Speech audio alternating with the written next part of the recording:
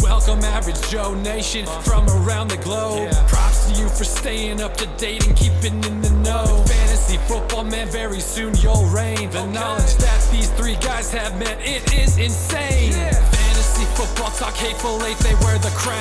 Hold it down, Pickle, Blackburn, and Trimboli, hold it down. Pulling up to LB Design Studio, we're getting loud. Season 2, headphones on, red light go, break it down.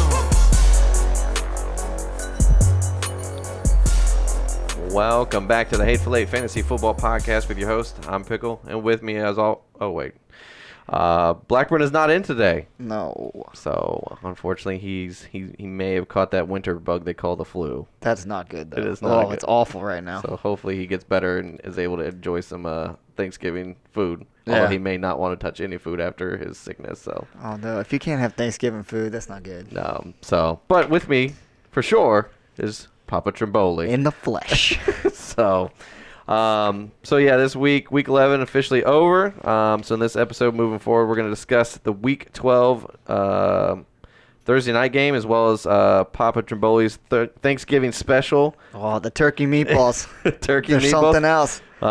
We got the input from you guys, the listeners, this week, so that'll be fun to see who you guys felt like on your teams pretty much disappointed you and may have caused you a few tears and losses as well. But we got news, some injuries, and so let's as always, don't forget to follow the show's Facebook, our Twitter, and our Instagram accounts. Now on to fantasy news and notes.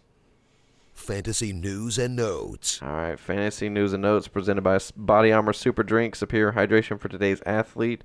Check them out at drinkbodyarmor.com and your local convenience store. So no really fantasy relevant news, nothing major this week was non-injury related, I should say. So the major ones, I'm not going to go into the hurt locker. We won't do that sound drop. But for injury purposes this week, you got Mariota, with the quarterback for the Titans, dealing with a stinger / potential, they said, concussion. That's never been confirmed, but they said that it could be concussion-like symptoms because of the stinger where his injury was sustained in like the neck head injury area. Right. I mean, I don't know if anyone's really starting him anymore, but if they are, I'd avoid it this week. Right. So he's day-to-day. It's going to be a game-time decision, obviously. So you probably won't find out, unfortunately, until like right before kickoff or maybe on Saturday before. But Ravens quarterback Joe Flacco, dealing with that hip injury, is officially not playing for Week 12. So it's another Lamar Jackson, as you want to call it, the triple option threat. Oh, man, he's going to run it again for like 100 yards. 27 rushing attempts for a quarterback, most for a quarterback since 1938 or something when they had leather helmets. Yeah. So, dude, you know what? This is it was perfect because I trashed him all preseason. Right. And then he goes up against the Bengals and just torches which us. is a horrible run defense. So it was a bad combination. That's what I get, I guess. I just need to shut my mouth. That's all right, man. So, anyways, we got the Mitchell Trubisky for the Thursday night game specifically will not probably play. It says he's doubtful. He wants to give it a go, but he's not practiced all week. Right. It sounds like if this was a Sunday game, he'd probably play. But with it being the Thursday quick week, he's out. Which then enters none other than the career backup Chase Daniels, who's made, I think I saw $78 million on, I forget how many career starts and or passes. It's ridiculous, but. Well, I haven't looked up his numbers, but I'm pretty sure we threw the same amount of pass attempts last year as he did. So, anyway, so that's going to take the game that I'll be discussing, the Thursday night matchup. That's going to tank some of the Bear players offensively, unfortunately. So. Yeah. But Redskins quarterback Alex Smith, compound fracture, broke his tibia and fibula, season-ending IR. It was not a good. That was awful. If you're light on the stomach and squeamish, as they say, don't go on YouTube or any social media and type in Alex Smith anytime soon. Yeah, that's just awful to see. I mean, that might be career-ending. I mean, 33 years old. Broken leg. I mean, it pretty much broke both bones in your leg. It's not a good situation. Well, when they call it a compound, that means that actually the bone broke the skin. Right, which they said that had he not been wearing socks or whatever, you would have seen it. So that's gross. Kudos to the NFL and being strict on their socks and whatever. Right. Policy. Listen, I hope Alex Smith can bounce back. I hope it's not the end of him. I was gonna say, yeah. So, anyways, that was a nasty situation. And unfortunately, they said it was like how many years to the exact date that Joe Theismann had his leg broken on the same field. So It's like the exact same time. It's same age. Right. It was weird. So, and he was there. That's what's even worse. Yeah. So, Twilight Zone type stuff. Right. Rams running back Todd Gurley dealing with an ankle injury. He is week to week. They're not expecting him to miss any time. However, you did see a little bit more of the backup there in the Rams game. Right. More and more. I mean, he only had I think 14 or 15 rushes or something like that.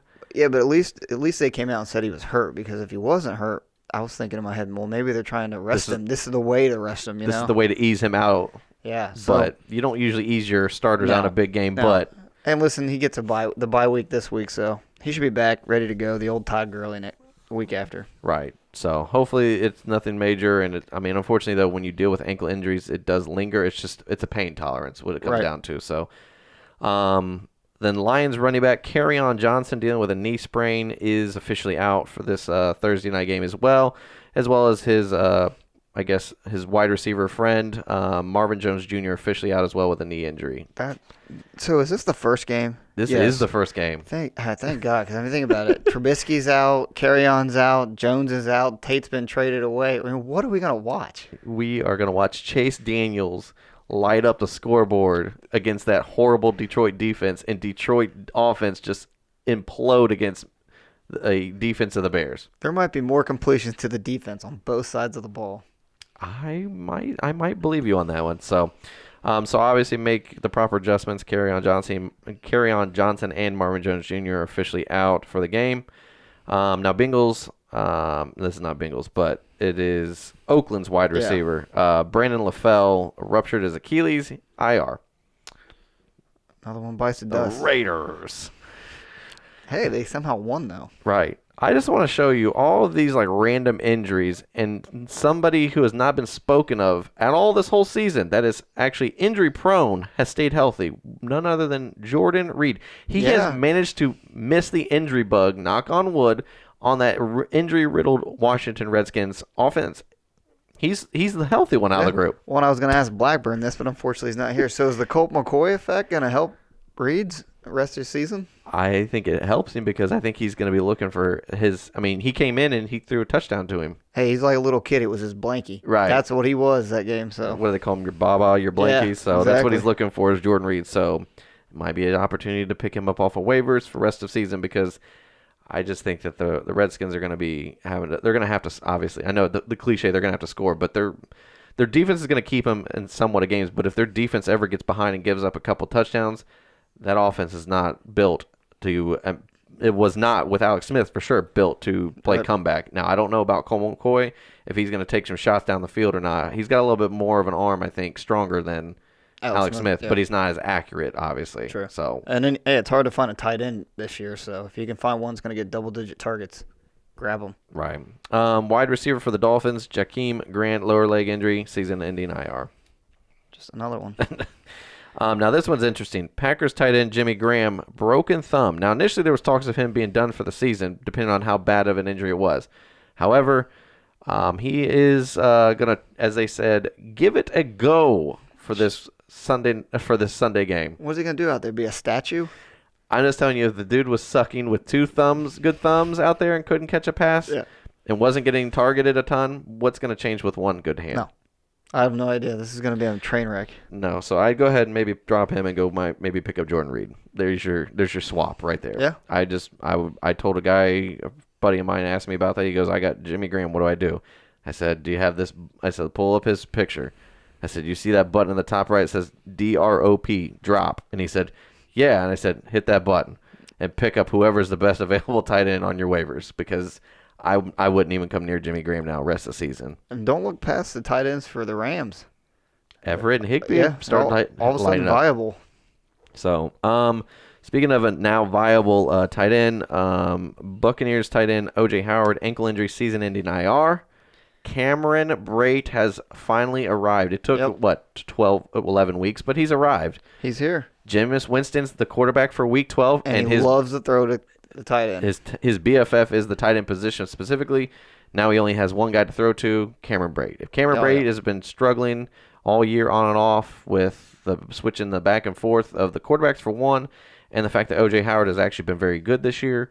I think he just kind of took the back seat to the number 2 position for the tight end. And to me, if he is on your waivers, pick him up. Yeah. For none other than the fact that there is nothing but upside, not even just for Jameis being a quarterback, because if Fitzmagic decides to come in at some point, maybe even in this week's game, he still is going to have to throw to somebody, and Mike Evans can't be the only guy he throws to. Well, no, they're always behind. And where else can you say that end of the season for the playoffs, you might have a top 10 tight end for the rest of the season? Right. On a week-to-week basis. You'd pick up a tight end at the end of the year, week 12, off of waivers potentially, and he's going to be potentially one of your fantasy elite players, top 10 players week to week. Yeah.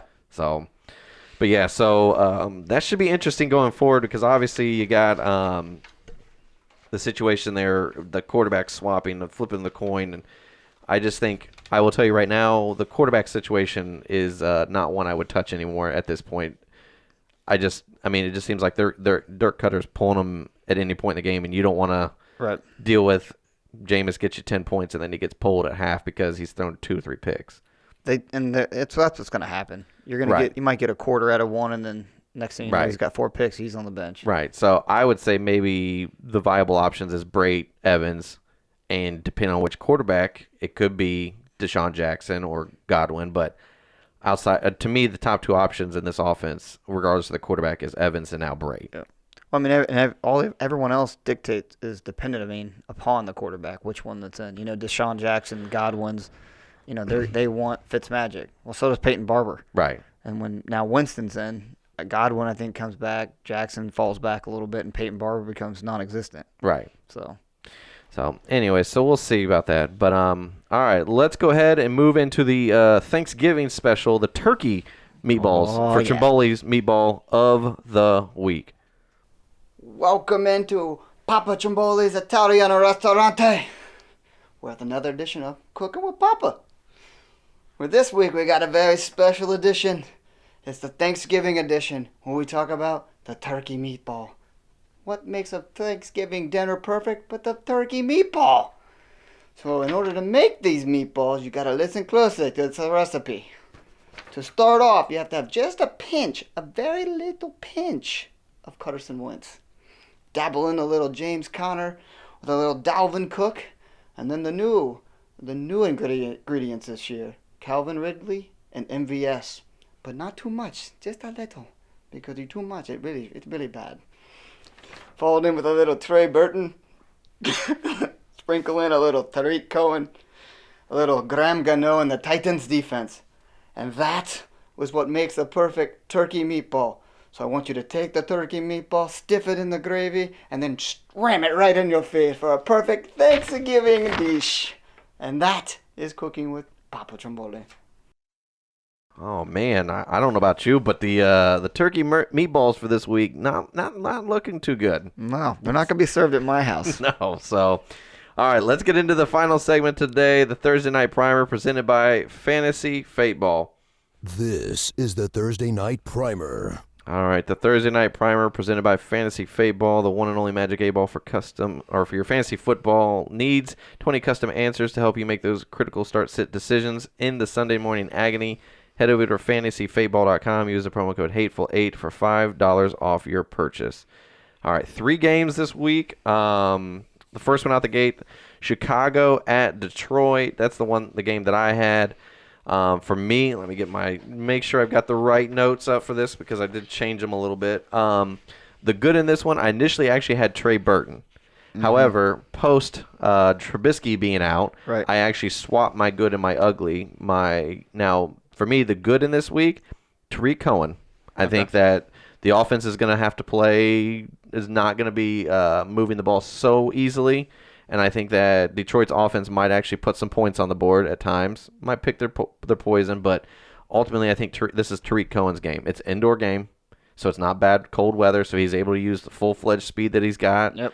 And I think the playbook by Nagy is going to have to kind of dictate, and I think that Chase Daniels is going to play a lot of checkdowns.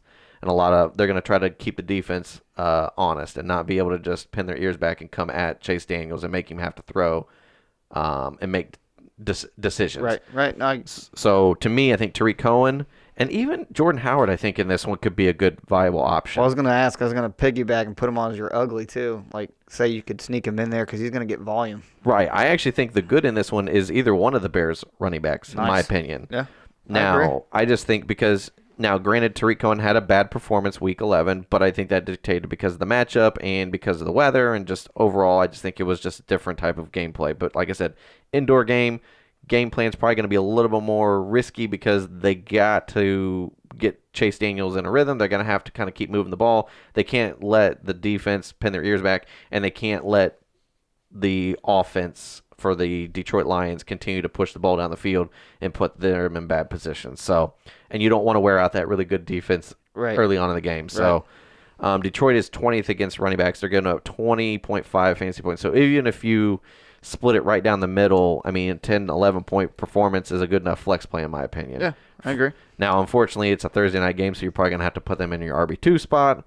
But I'm just telling you, I just think that either one, I think Tariq over Jordan Howard, but I think either one of them is a viable option in this game.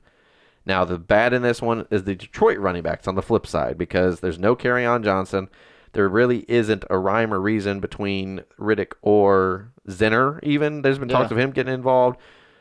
Blount, I just think that it's not a really good situation, and Kerryon Johnson being out really, I think, hurts this backfield.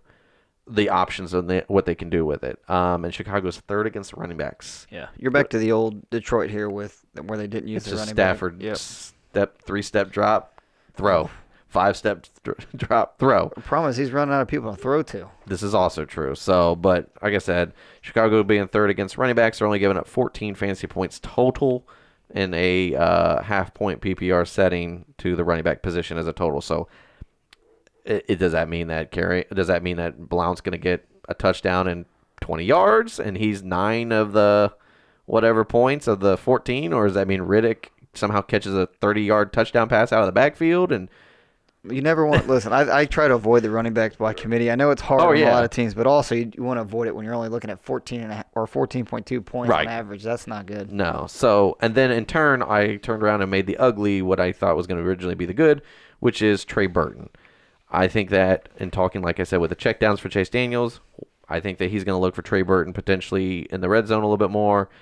To me, if I had any options in this offense, I know that it kind of sounds redundant because pretty much these are the same guys you would play up for the Bears offense every week, but to me, in this order, I would go Tariq Cohen, Jordan Howard, and then Trey Burton because I just think opportunity-wise from left to right is how they're going to be used. Detroit, 26th against tight ends. Not really good. They're giving up almost 10 fantasy points a week. So what better to have a quarterback who's kind of looking for an outlet, a quick outlet in the red zone than Trey Burton? Listen, I'm looking for a rebound out of Burton. 1 catch for 6 yards or 9 yards last week. That's not good. So, yeah, so that was my guys. Like I said, the good, either one of the running backs for Chicago. Bad is the Detroit running backs, and the ugly is Trey Burton. So, yep. All right, so you had the night game, right? Yeah, I have the night game. You want to sneak down to it, or you want to? We'll just go into the Oakland-Baltimore game. So, or the Washington-Dallas? Washington-Dallas. Yeah, sorry, I had that wrong note. No, you're good. All right, so the Washington-Dallas game, Blackburn's notes. I'll do the good one in this one. Okay. It's Washington at Dallas. The good in this one, wide receiver Amari Cooper. I mean, we talk about him pretty much every week within the Dallas, the good, bad, and the ugly. Usually he's either the ugly or the good. In this one, he's the good, averaging 7 receptions, 12.3 points per game in fantasy, and that's just since joining Dallas. So, I mean, he is pretty much since coming to Dallas has been the focal point in the passing game. His target share is unreal right now for being that early. And Washington is 23rd against wide receivers, so not a good matchup. And I think that Cooper, if you notice, as a Dallas fan, as soon as Cooper came in, Ezekiel Elliott started taking off. Some of these other wide receivers, Beasley, Gallup even, started kind of coming into their own again. And Dak actually started looking, I would say, average at best. I mean, he got back to the Dak that we kind of are expecting on a week-to-week basis. Not the poor performance, but at least a viable quarterback that can distribute the ball. Plus, I think finally they have an option outside of Zeke that is a threat. Yeah. And if he just doesn't turn the ball over, you see what happens. Right. Last week was an example of that. So Right. So I think that Amari Cooper being in there is a very good thing for the Dallas Cowboys. But like I said, the good in this one, I agree with Blackburn, is Amari Cooper for sure. Right. So his bad in this is Josh Doxson, and actually, you can probably just do the whole Washington whiteouts. yeah. I wouldn't play any of them this week. Doxson's averaging 7 points per game this week in fantasy. McCoy he's not Smith. He's not as accurate. I think he's going to dump it more to Jordan Reed. And Dallas is very strong against the wide receivers. They're ranked number 1. So that's a sneaky defense, actually. That's a defense you can almost play this week. It is. My dad actually messaged me. He was like, hey, he goes, I'm looking at picking up a defense. He goes, who should I play? And he sent me a screenshot of the defenses. I said, because I think he had the Steelers last week, and he was like, he goes, and I'm not going to play Steelers against Denver. He goes, I don't know why. I just don't have a good feeling. He goes, who would I play if I didn't play Pittsburgh? And I said, I know it's a stinky start, and I know it's a Thursday night game. I said, but the Dallas defense, I said, against an injury-riddled offensive game like Washington's putting out there, I mean, they may do good, but the deck is stacked against Washington. I mean, even if Washington could somehow win the game, let's just say, I just think there'll be enough turnovers out of McCoy that I think Dallas will be a great start for a defense. Right, and Byron Jones is going to be on Josh Doxson. That's the problem. And some of these other younger corners are kind of coming into their own. And the guys like Van Der Esch and Jalen Smith, these guys are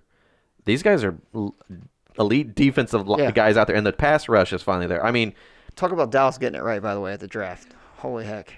Right. It paid off. I know. A lot of people were complaining, like, well, even me, it was like, why didn't we take a wide receiver? Yeah. But then as more I looked at Gallup, he kind of he fits that offense, and he really fits it now that you got Amari Cooper, because he can be the complimentary guy, and they can have that 1-2 punch like they used to have with Irvin and Alvin Harper even. I mean, and Cole Beasley's in there, and now the defense is actually good. I mean, I haven't seen this good of a Dallas defense since, like, the Jimmy Johnson 91-92 era. And the thing is, they're not like, I mean, outside of the front four, the defensive linemen, and when Dallas was elite in the 91-92 season, they had well-known high draft picked defensive linemen guys. They had really good linebackers, and they had like maybe one good corner, and the rest were just puzzle pieces that just fit perfectly. Right. And I just think they finally got it all right defensively, and it helps offensively when you're not having to put 30 points a game on the board to win by 2 points.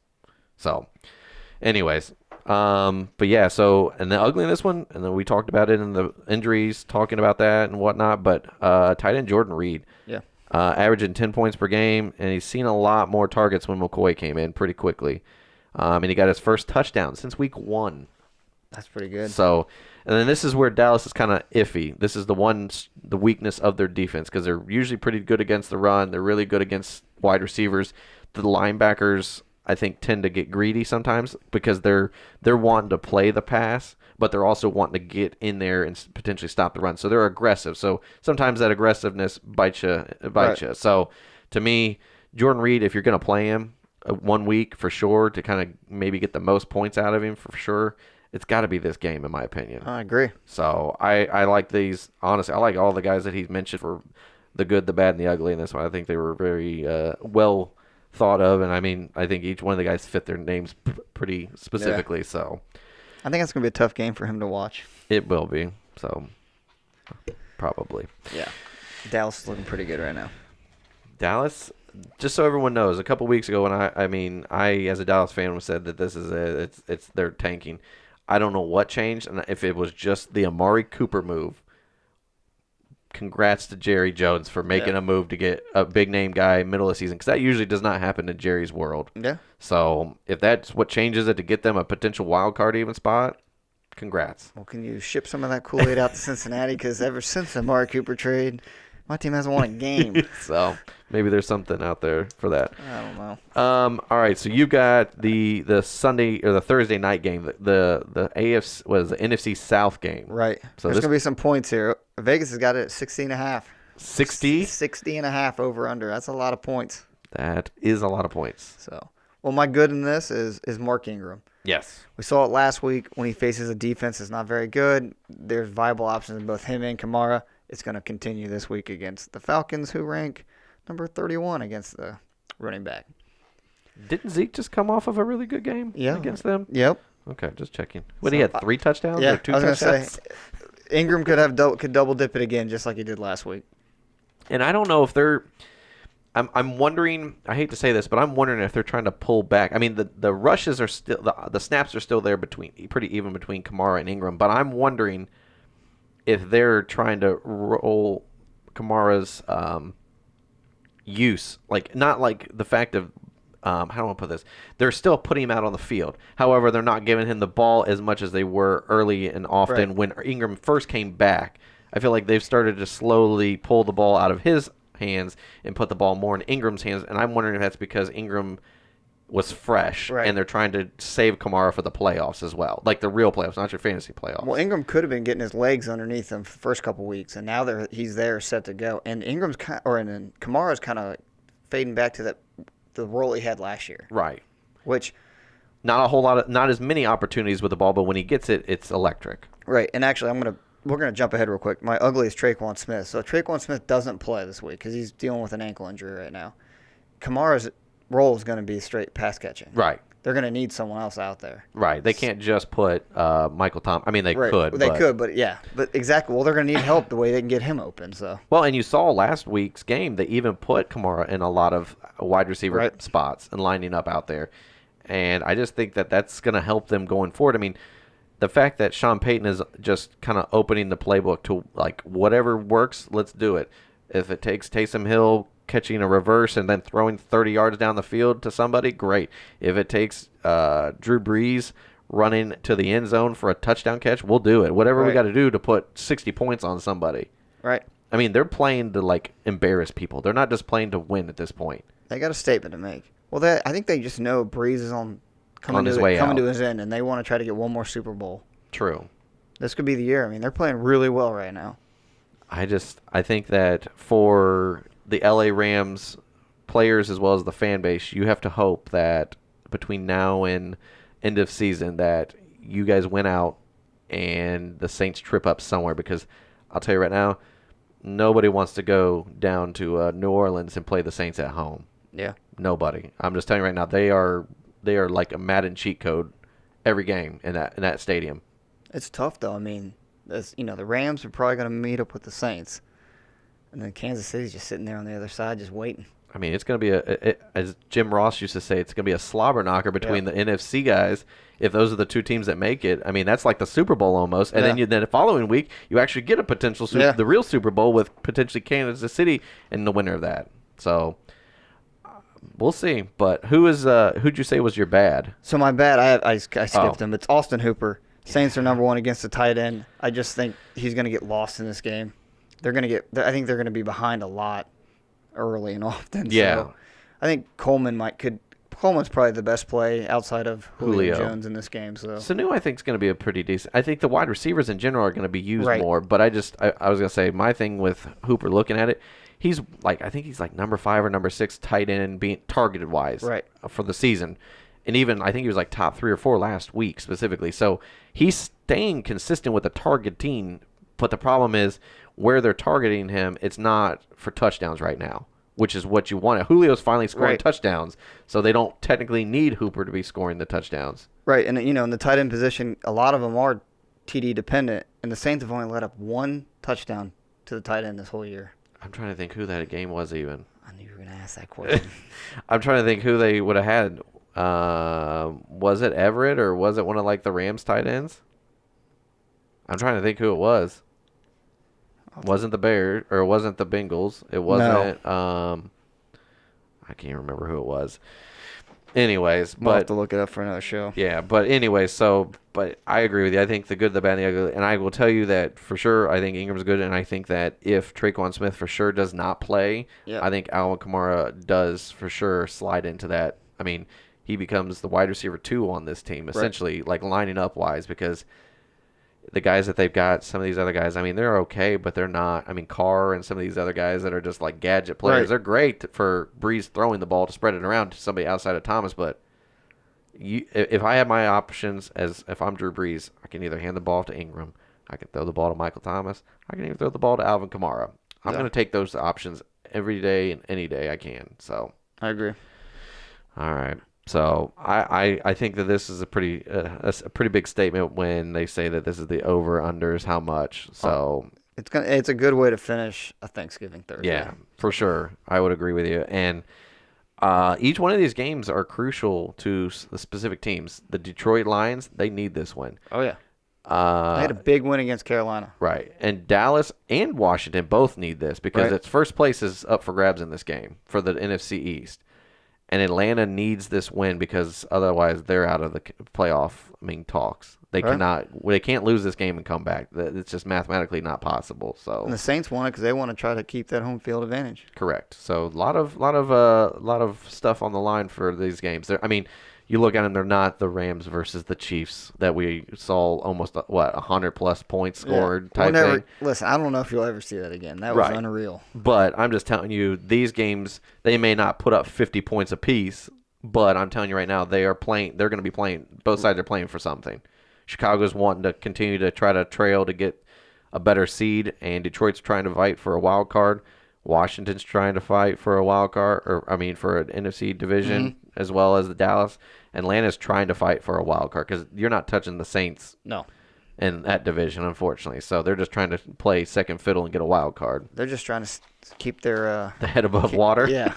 Not try to drown too far in this one, but yeah, we'll see. So, all right, we want to before we go, I was going to ask. I know what my normal is, but for Thanksgiving, what is a typical Thursday or a typical Thanksgiving tradition for the Trombolis?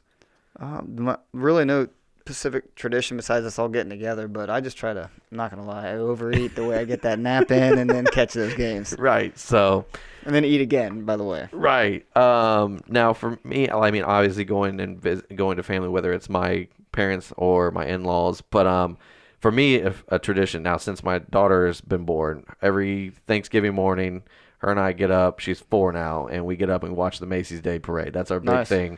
And she has obviously the first couple years I beat her up to get to the TV to watch it, but last year she actually came and woke me and was like, "Dad, the parade's on." I'm like half out of it. I'm like, "All right, I'll be up in a moment. Let me get my coffee." So, but that's a tradition. But for food purposes, what's your favorite go-to dish on Thanksgiving outside of turkey? Because obviously that's like the staple of Thanksgiving for most. Man, I don't know. I kind of eat everything.